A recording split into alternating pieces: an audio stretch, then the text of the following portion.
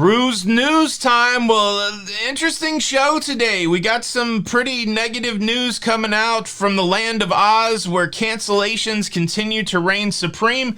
And there's some very mild, very mild drama coming off of the Carnival Mardi Gras. I'm scratching my head. What's the deal, Carnival? Cruise news. Let's talk about it.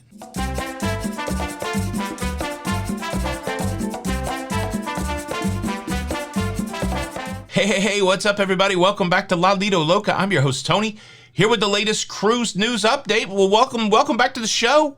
It is the 10th of November, 2021. We are progressing our way through November, making our way to Thanksgiving, eyeballing Christmas. Have you started Christmas shopping yet?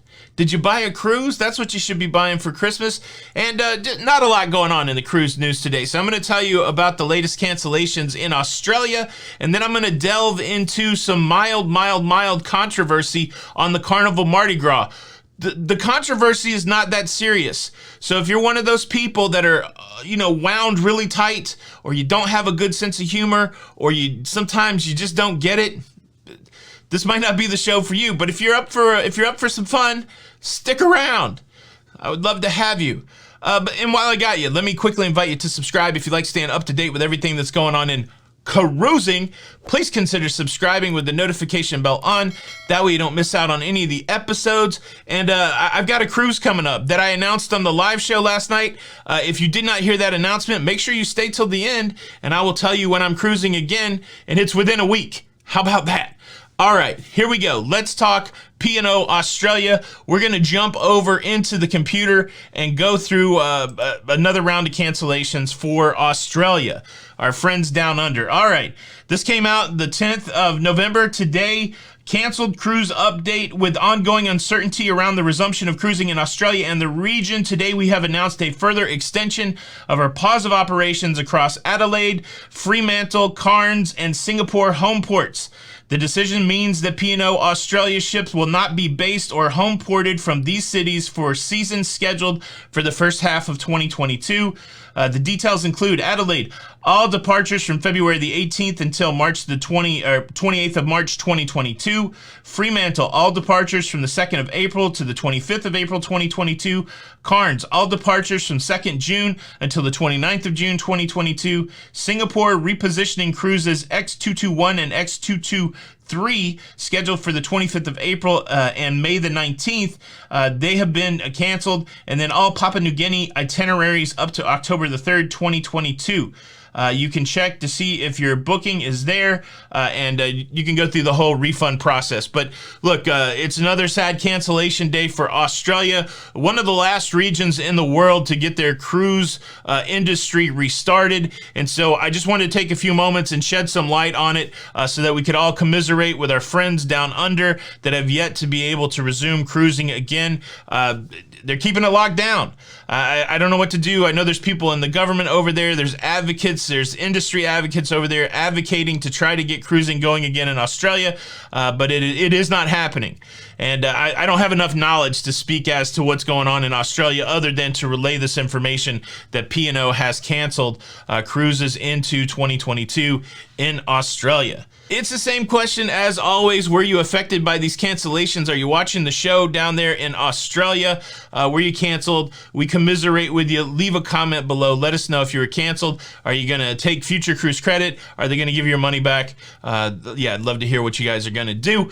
And all right, let's transition the show over and talk about the mild controversy on Carnival Mardi Gras. Now, there could be a couple that we look at, but we're going to look at one specifically. A lot of people think it's probably we're going to talk about the vacation where they don't have bacon every day at the buffet. This has been in our lives long enough. We are accustomed to the idea that on Carnival, the bacon takes a vacation. They call it a vacation. So on some Carnival cruise ships, you only get the bacon every other day. I didn't go to the buffet every day, so but I did hear that the bacon was on vacation, that there was a vacation. So, but that's not the controversy that we're going to talk about. Let me set the scene for you. One of my wife Jenny's favorite things to do on the sea day is go check out the afternoon tea. And certainly on the Mardi Gras, there was an afternoon tea. Now, I had made plans at the same time that there was afternoon tea to hang out with one of our new friends, Glade, and play cribbage. Does anybody know what cribbage is? 15 for 2, the pone, the muggins, do you guys know what that is? My dad was in the Navy. He taught me how to play cribbage. It's one of my favorite card games. And our friend Glade had picked up a wooden cribbage board in Alaska, and we had scheduled to play a game at the same time that there was afternoon tea. Now, I'm a big fan of afternoon tea. I like little sandwiches, and I like sweets. And I don't really like tea, but I'll fake it just to get the little sandwiches. Cucumber sandwiches, smoked salmon sandwiches. These are my favorites. The other thing I really like on tea is scones and clotted cream. I don't know what clotted cream is. I just know that's the name of it. It's like whipped cream, I think, but it's delicious. But I like scones and clotted cream. And so here's what happened. I'm playing cribbage with Glade, and all of a sudden my phone starts blowing up. It's the group chat that we're all in on the Carnival Mardi Gras, and the thing that I keep seeing reoccurring is no scones at the tea time. Now, at first blush, you're thinking, well, is that a big deal? Are there supposed to be scones at tea time? Now, every tea time I have ever gone to, there have been scones, but maybe they're doing it a new way. Maybe it's not a staple when it comes to afternoon tea, and so I let it go. But then again, last night on the live show, it was mentioned that, hey, do you remember the big deal? There was no scones on the tea, and so look. I laid down looking at the cruise news, and I started researching afternoon tea. I reached out to some experts, and I started researching afternoon tea. And so let's answer the question, are there supposed to be scones on afternoon tea? And also, I found an interesting article on tea etiquette.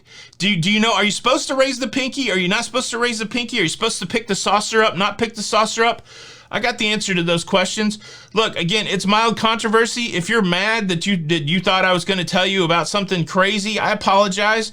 But this is important to some people out here. And listen to this. The expert that I reached out to in the UK is the Queen of England. I have recording of the Queen of England right here herself. She is going to tell us about afternoon tea. Let me pull up the voice message from the Queen of England. Hold on, I'll hold it up to the microphone. Afternoon tea should absolutely include scones. If there's no scones, I don't think that should... Not the Queen of England. Okay, I was mistaken. I thought we actually reached the Queen of England. This is actually a voice message from a UK cruise tuber, friend of the show, Emma Latisse. How about that? Sorry, I thought we had the Queen. All right, hold on. Emma, tell us, should there be scones on the afternoon tea? Afternoon tea should absolutely include scones. If there's no scones, I don't think that should be able to call itself afternoon tea. That's the entire point. I am shocked and saddened to hear that there will be an afternoon tea without scones. That is just not good. All right, look, I'm not trying to be a whistleblower here. I'm not trying to throw any shade, but hopefully, if there's any representatives out there from Carnival Cruise Line, I mean, you heard it from a UK person. They know tea, okay? And look, Princess, they always got the scones. They always got it. You guys are in the same family. What's the deal, Carnival? Where's the scones on afternoon tea on the Mardi Gras? How about this? Let's shelf our disappointment for a second and go look at the tea etiquette. Are you still with me? I got a big cruise announcement. Let's see. All right, here's the thing. This is stuff I didn't know. This was fascinating to me, and I violate most of these. This is from Oh How Civilized. And this is 21 afternoon tea etiquette rules. Look at these. No, I don't see is that a scone? I think it is. I'm used to a triangular one that's hard as a rock. All right, afternoon tea etiquette. Here we go. Number 1, dress appropriately. Now, I usually wear shorts to tea time. I think I've already violated number 1. Number 2, keep your phone off the table. So if you're going to be looking at your phone all the time, hold it in your hand. Don't put it on the table. Or you could set it on the floor by your foot, or you could put it on the top of your foot and then you could kick it up. You just kick it up whenever you want to look at it, but don't put it on the table. Number 3, put the pinky finger down. What is that? Some weird Downton Abbey stuff? Everybody think you had a pinkies up? Okay, I've advocated pinkies up. Put your pinky up. What are they going to say? Number 4, hold the teacup by the handle. Don't be all like Sasquatching that thing, like two-handed, like a Lipton cup of soup thing. Hold the handle. How about that? This next one I don't really understand. Somebody proper is gonna have to explain this to me. Stir up and down, not in circles. Like, it seems like stirring in circles makes sense if you're putting a little, milk and sugar in your tea. Why wouldn't you stir up and down? Like, number 6, don't drink from the teacup with your teaspoon in it. Of course not. I mean, I'm very uncivilized, and I know I don't want to try to fight with a piece of silverware while I'm trying to sip out of my teacup. That seems obvious. Don't put the teaspoon in your mouth. I guess that's bad form, to stir your tea and then suck on that teaspoon. Saucer stays on the table. Now this one, look, I've seen a lot of TV. They're holding the saucer over in their fancy chair, drinking their tea on the saucer. This is some radical stuff here. Is this true? Keep the saucer on the table. Don't blow on the tea to cool it down. They're just advocating for you to burn your mouth off, I guess. What are we, savages? Let the tea cool on its own. If it's too hot, don't blow on the tea. So how do you know if it's too hot? If you can't blow on it, do you stick a finger in the tea? Is that the solution? Take small sips of tea. Yeah, I guess don't gulp it. That makes sense. This isn't, when you're in Asia and you got a nice broth, slurp that up. But when you're proper tea drinking, it's small sips. Don't swish the tea with your mouth. This isn't a wine tasting. You're not trying to open up the wine or get all the tannin taste. Don't swish the tea. That makes sense. It's not mouthwash. Use milk and sugar only for black tea. If you got some green tea or some white tea or some other tea that's not black, don't put milk and sugar in it. Eat with your fingers. This is my favorite one. Do not take a cucumber sandwich and jab it with a fork. Same thing with the nice salmon canapé. Don't jab it. Just pick it up and eat it.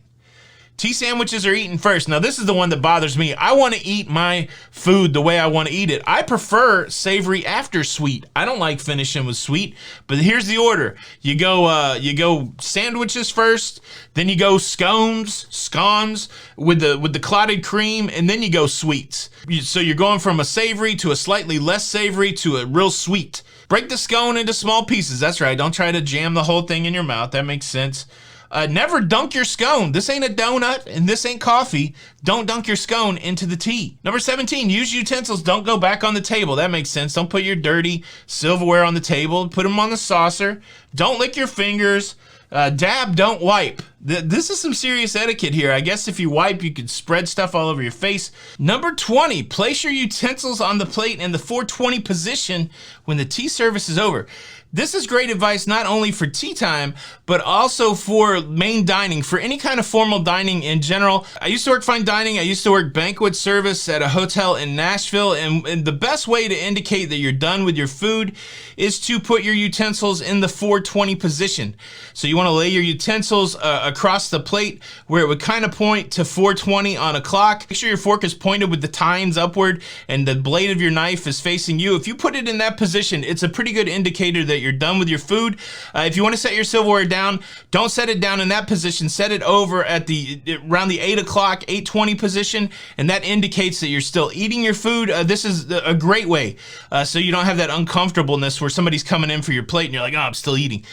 This is good advice for not only tea time, but also for main dining in general. And then place the napkin on the left side of the place setting when getting up. How about these rules? Napkin on the left, easy peasy, lemon squeezy. Big shout out to our friend Emma Cruises. Thank you for having some fun with us today. Look, Emma's getting close to 100,000 subscribers. We'd love to see another cruise tuber hit that milestone.